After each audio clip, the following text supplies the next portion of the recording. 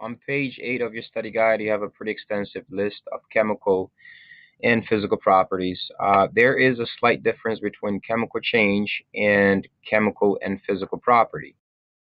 Property is really just a description or characteristic of something.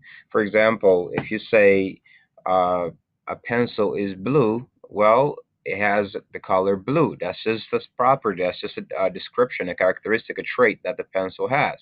Now, if you're saying the pencil is changing from blue to red, now the pencil is changing its properties, so that change, depending on how exactly it happens, could be physical or chemical change. So property, just a description, characteristic, physical change or chemical change is an actual process where things are changing. Now, however, it's very important to understand that whenever a chemical change happens, things, substances will have new physical and chemical properties. So, physical property are things that we can usually just observe with our senses, which are uh, tasting, smelling, hearing, touching, and seeing. So we can observe things with our senses, our ears, our mouth, our nose, our ears, and our hands. We can feel them. And we can observe these properties without completely changing what we have. Um, some physical properties that are present here are blue color, density. When we get into density, all we have to do is, if it's a regular object, length times width times height, to get the volume, get the mass. We don't have to destroy what we have to get the density. However, this is a different story. Solubility, if it's something dissolves or not, you can dissolve it, and then usually you can separate it and get it back. If things have sour taste, well, usually we don't taste anything.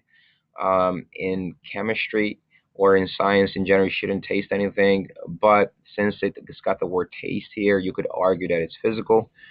Melting point, that is physical. If I want to know if when ice melts, I could just check it with the thermometer, and then I can get that water back into ice form. Um, how hard something is, I could just feel that. I don't have to really destroy it.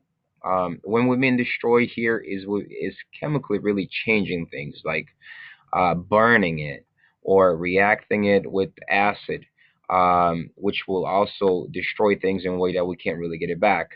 Um, Something luster, shiny. If something is shiny, we could just look at it with our eyes, which is luster. If it has an odor, we could just smell it.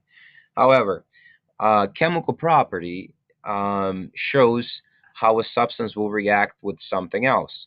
And in order for us to do that, usually we have to put things through a process where our original substance will be destroyed or will go through chemical change.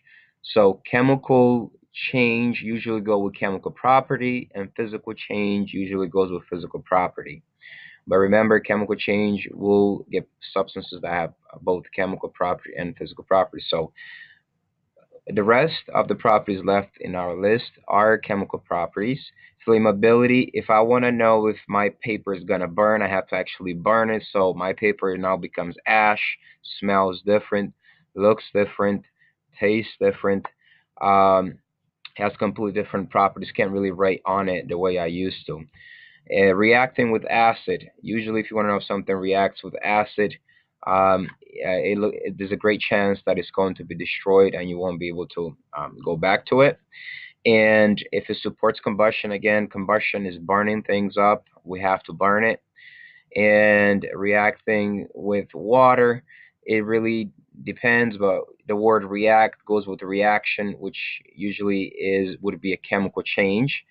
If we want to know if something reacts with water, if it does, it will be destroyed. If it doesn't, we're still looking for a chemical property here. And lastly, reacts with air. If we want to know if something will react with air, usually known as rusting in most cases, or maybe It really depends if it's flammable or not. But usually when we're talking about reacting with air, we're talking about things rusting. We will have to let it sit there, and if it usually would get its property destroyed. A difference between chemical property again and physical property is that physical property might be the easiest one to detect because we usually can just use our senses to determine them.